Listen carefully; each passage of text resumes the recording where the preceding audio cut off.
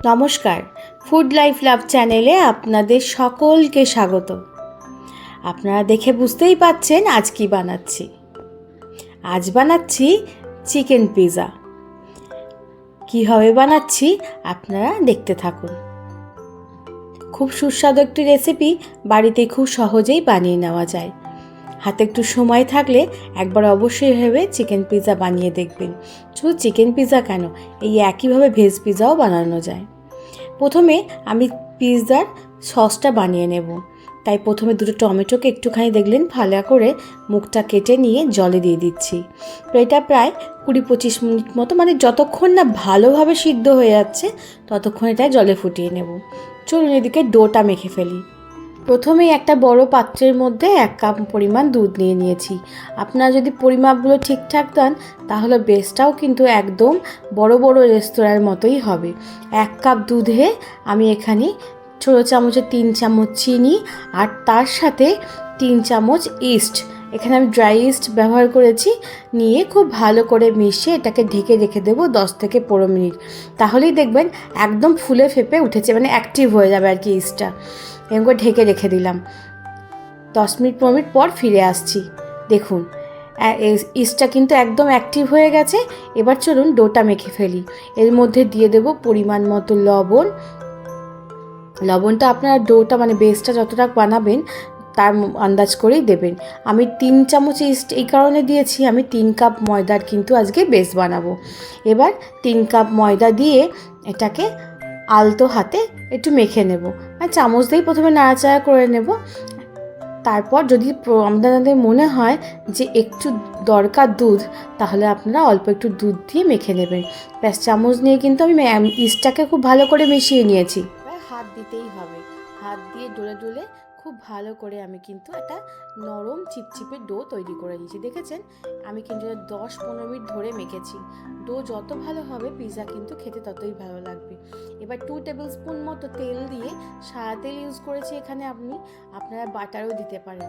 খুব ভালো করে ঠেসে ঠেসে ডো তৈরি হয়ে যাচ্ছে। দেখছেন খুব ভালো করে মেখে নিয়েছি সময় নিয়ে। এবার এটাকে ক্লিন র্যাপ দিয়ে ঢেকে রেখে দেব।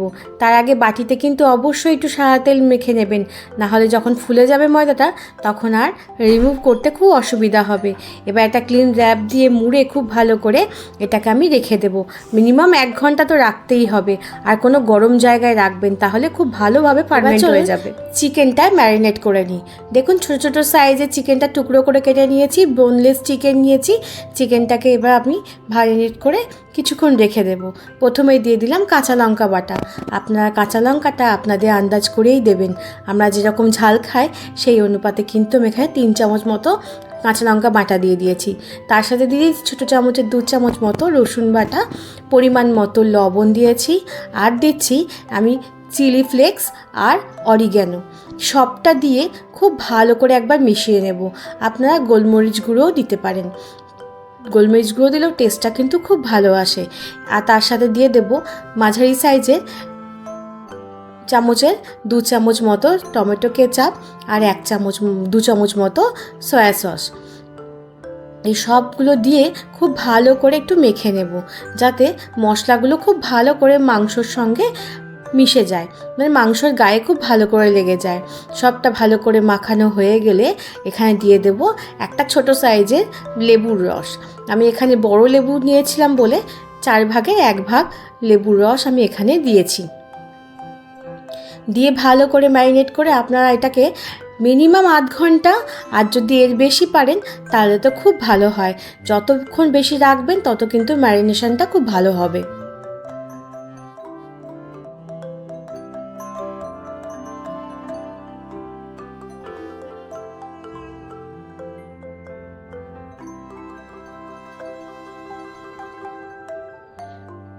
এবার দেখুন এদিকে আমার টমেটোটাও খুব ভালো করে কিন্তু সিদ্ধ হয়ে গেছে। এটাকে নামিয়ে নিয়ে একটু ঠান্ডা করতে দেব। এরকম গরম অবস্থায় মিক্সিতে কিন্তু একদম পেস্ট করতে যাবেন না, ওই ভাপেই জানেন তো খুব ছিটে আসে, খুব গায়ে মুখে লেগে একদম ফোসকা পড়ে যাবে। তাই একটু ঠান্ডা হয়ে গেলে তারপর আমি টমেটোটাকে পেস্ট করে নেব। এদিকে চিকেনটা ততক্ষণ আমি একটুখানি ভাজা ভাজা করে নেব। প্রথমে দিয়ে দিলাম 1 টেবিল স্পুন মতো বাটারটা একটুখানি হালকা গলে এলে তার মধ্যে চিকেনটা ঢেলে দিয়ে নাড়াচাড়া করে মিশিয়ে নেব খুব ভালো করে। একটু ভালো করে মিশিয়ে নেবেন যেন বাটারটা প্রত্যেকটা চিকেনের গায়ে লেগে যায়। এই চিকেনটাকে আপনারা একদম লো ফ্লেম করে কিন্তু ভাজা করে নেবেন, মানে লো ফ্লেম বলতে লো টু মিডিয়াম ফ্লেমেই কিন্তু রাখতে হবে। খুব বেশি কিন্তু গ্যাসের আঁচ বাড়িয়ে দিলে তাহলে চিকেনটা ড্রাই আর শক্ত হয়ে যাবে। দেখছেন কতটা জল ছেড়ে এসছে। আমি প্রায় 10 মিনিট ধরে কিন্তু এটাকে এরকম নাড়াচাড়া করে করছি, একদম লো ফ্লেম করে করছি, একদম মিডিয়াম ফ্লেমেও দিইনি, তাহলে কিন্তু চিকেনটা খুব জুসি আর সফট হবে, ড্রাই হয়ে যাবে না। ব্যাস জল তো ছেড়ে এসছে, এবার এটাকে ঢাকা দিয়ে আমি 10 মিনিট মতো একদম লো ফ্লেমে কুক করে নিচ্ছি। দেখুন 10 মিনিট পর ঢাকা খুলতে খুব সুন্দর একটা গন্ধ, আর তার সাথে সাথে কিন্তু অনেকটা জল বেরিয়ে এসছে। আরও একবার নাড়াচাড়া করে দেব যাতে উপরের মাংসগুলো নিচে এবং নিচের মাংসগুলো উপরে হয়ে যায়। আবারও ঢাকা দিয়ে 7-8 মিনিট মতো রেখে দেওয়ার পর দেখুন জল খুব ভালো করে শুকিয়ে গেছে, চিকেন ভালো করে সেদ্ধ হয়ে গেছে, আর চিকেনটা খুব সফট আর জুসিও হয়েছে। এটাকে ঢেলে নিয়ে চলুন এবার সস বানিয়ে ফেলি। টমেটো দুটোকে একটা মিক্সিং বোলের মধ্যে নিয়ে নিয়েছি। এর মধ্যে দিয়ে দেব 5টা মতো গোটা শুকনো লঙ্কা, তার সাথে 5-6টা মতো কাশ্মীরি গোটা লঙ্কা। আপনারা শুকনো লঙ্কা যেটা দিলাম ঝালটা আন্দাজ করেই দেবেন, কিন্তু একটু ঝাল করে বানাবো বলে কিন্তু একটু বেশি করে দিয়েছি। আর কাশ্মীরি গোটা লঙ্কাটা দিলে না এই পিৎজা সসে মানে সসটার কালারটা খুব সুন্দর আসে, একদম মনে হয় বাজারে কেনার সস। এবার ফ্রাইং প্যান চাপিয়ে তার মধ্যে 2 থেকে 3 টেবিল স্পুন সাদা তেল দিয়ে ওর মধ্যে 10-12টা রসুনের কোয়াকে একদম জিরে করে কুচিয়ে নিয়েছি। সেটাকে একটু ভাজা করে নেব যতক্ষণ না গোল্ডেন ব্রাউন হয়ে আসছে। আপনারা কিন্তু সময় নিয়েই করবেন, গ্যাসের আঁচটা বাড়িয়ে দেবেন না, তাহলে কিন্তু রসুনটা জ্বলে যাবে আর পুড়ে গেলে খেতে ভালো লাগবে না কিন্তু সসটা। এবার দিয়ে দিলাম মাঝারি সাইজের একটা পেঁয়াজকে একদম ছোটো করে কুচি করে রেখেছিলাম, সেটাই দিয়ে আমি এটাকে খুব যতক্ষণ না মানে খুব বেশি ভাজবো না, যতক্ষণ না পিঙ্কিশ একটা ভাব হয়ে যাচ্ছে পেঁয়াজটা ততক্ষণ ভাজতে থাকবো। আপনারা দেখলেন তো কত ছোটো করে কেটেছি, ওইভাবেই কিন্তু কেটে নেবেন। এবার টমেটো আর লঙ্কার পেস্টটা দিয়ে একটু মিক্সির বাটি ধোয়া জলও দিচ্ছি, খুব সামান্য, তবে বেশি কিন্তু জল দেবেন না, তাহলে কিন্তু এই জল শুকাতেই অনেকক্ষণ টাইম লেগে যাবে। এবার নাড়াচাড়া করে কষতে থাকবো যতক্ষণ না ভালো করে তেলটা ছেড়ে আসছে আর কালারটাও চেঞ্জ হয়ে যাচ্ছে। দেখছেন কালার কিন্তু চেঞ্জ হতে শুরু করে দিয়েছে। আমি নাড়তে থাকবো আর এক জিনিস মানে একটা মশলা দিতে থাকবো। দিয়ে দিলাম পরিমাণ মতো লবণ আর খুব অল্প পরিমাণ একটুখানি হলুদের গুঁড়ো। তবে হলুদের গুঁড়োটা আপনারা যদি পছন্দ করেন তবেই দেবেন, না দিলেও হবে। আমি এতে কালারটা সুন্দর আসে তার জন্যই কিন্তু দিয়েছি। একবার নাড়িয়ে চাড়িয়ে খুব ভালো করে মিশিয়ে নিলাম।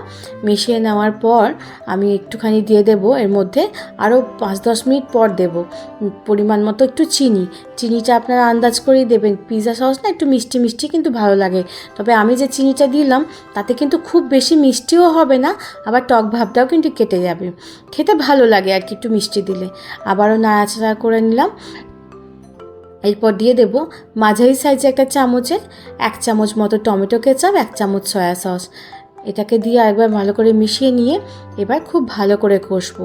একটু লাস্টে অরিগ্যানো দিয়ে দেবেন, অরিগ্যানো দিলে না পিৎজা সসের গন্ধটা খুব ভালো আসে আর খেতেও বেশ ভালো লাগে। একবার এভাবে বাড়িতে সস বানিয়ে দেখবেন, আমি কথা দিচ্ছি আপনাদের খুব পছন্দ হবে, আর দোকান থেকে এক গাদা দাম দিয়ে আপনাদের কিনতেও হবে না। আপনারা যদি মনে করেন এরকম করে সস বানিয়ে বেশি করে রেখে দেবেন তাহলে একটু ভিনিগার দিয়ে দেবেন। আমি জাস্ট যেটুকু সস বানিয়েছি আজকেই আমার লেগে যাবে, তাই আমি কিন্তু কোনো রকম ভিনিগার আর দিলাম না। এটাকে ঢেলে রেখে দিলাম। দেখছেন কালারটা কত সুন্দর এসছে, দেখেই জিভে জল চলে আসছে। চলুন এবার ডোটা দেখি কতটা ফার্মেন্ট হলো।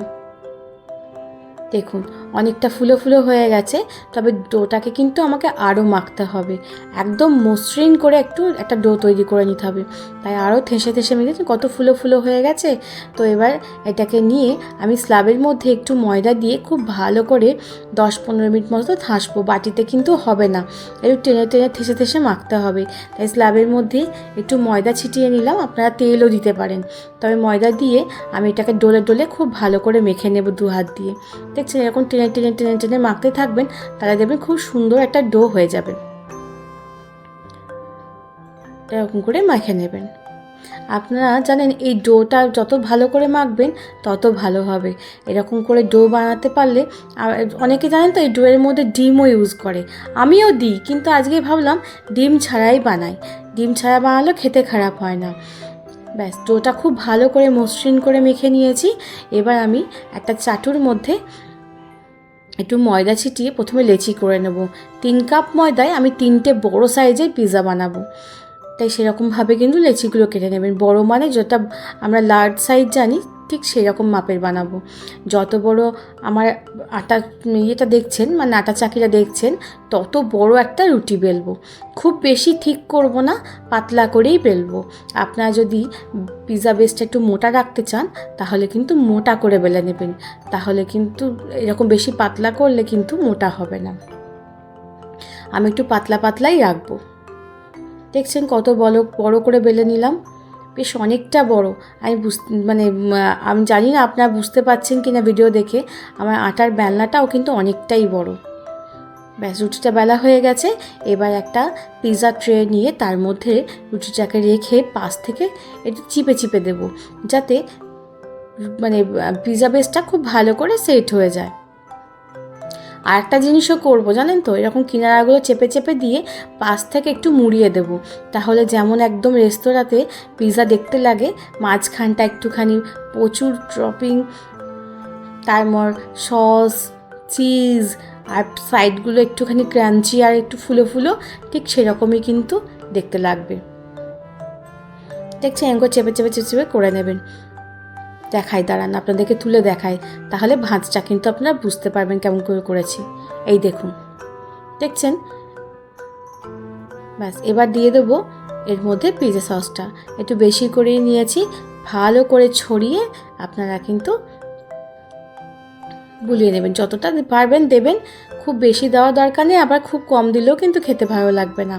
তাই বুঝতেই পারছি আমার দেখে, আমি কিন্তু বেশ অনেকটা মতো দিয়েছি, মানে যে সসটা বানালাম আমার 3টে পিৎজাতেই কিন্তু শেষ হয়ে যাবে। এবার দিয়ে দেবো ওপর থেকে মজরেলা চিজ। ইচ্ছা মতন মন পুষিয়ে দেবেন। বাড়িতে বানাচ্ছি, দোকানে বানাতে গেলে এরকম একটা বড় সাইজের পিৎজার কত দাম হয় বলুন তো। আর সত্যি বলতে জানেন তো, আমার না খুব একটা বাইরের খাবার পছন্দই হয় না। আমরা বেশিরভাগ জিনিসটাই বাড়িতেই বানিয়ে খাই, তাই এমন একটা অভ্যেস হয়ে গেছে, বাইরের খাবার সত্যি আর ভালো লাগে না। একবার এভাবে বানিয়ে দেখবেন। আমরা সত্যি কথা বলতে অত রকম চিজের নামও জানি না, কিছুই জানি না, কিন্তু এই পিৎজা নর্মাল চিজ দিয়ে করতে পারেন, আবার মজরেলা চিজ দিয়েও করতে পারেন, এই দুটোই কিন্তু আমি জানি। তো তাতে কিন্তু খেতে খারাপ হয় না। ওপর থেকে আপনারা ইচ্ছা মতো সবজি দেবেন।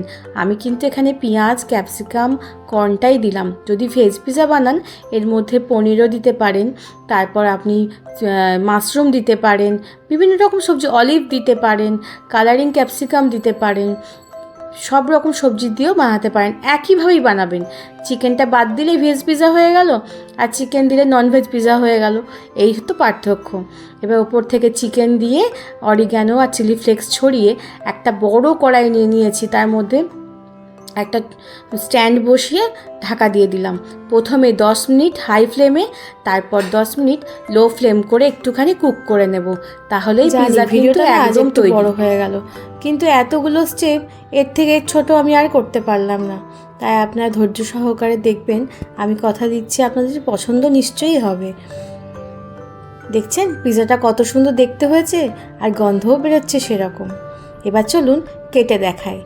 একটা খুন্তি দিয়ে বা চাকু দিয়ে প্রথমে পাশগুলো একটু ছাড়িয়ে ছাড়িয়ে নেব, তারপর পিৎজাটাকে তুলে নেব একটা খুন্তি দিয়ে,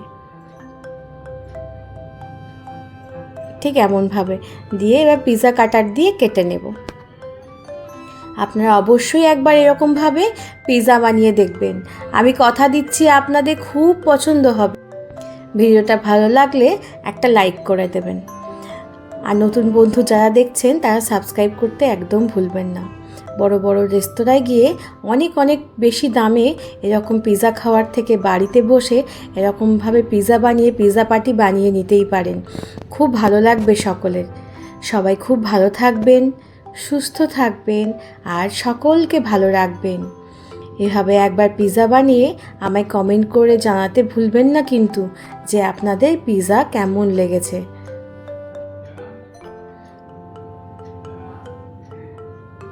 কত সফট জুসি, আর পাশে সাইড যেগুলো আছে না সাইডগুলো খুব ক্রাঞ্চি হয়েছে। দেখুন পিৎজা চিজটাও খুব সুন্দর মেল্ট হয়ে গেছে, একদম সুন্দরভাবে তৈরি হয়ে গেছে পিৎজা। আর দেখার সঙ্গে সঙ্গে গন্ধও তেমনই বেরোচ্ছে। ওপর থেকে একটু চিলি ফ্লেক্স আর অরিগ্যানো ছড়িয়ে পরিবেশন করুন।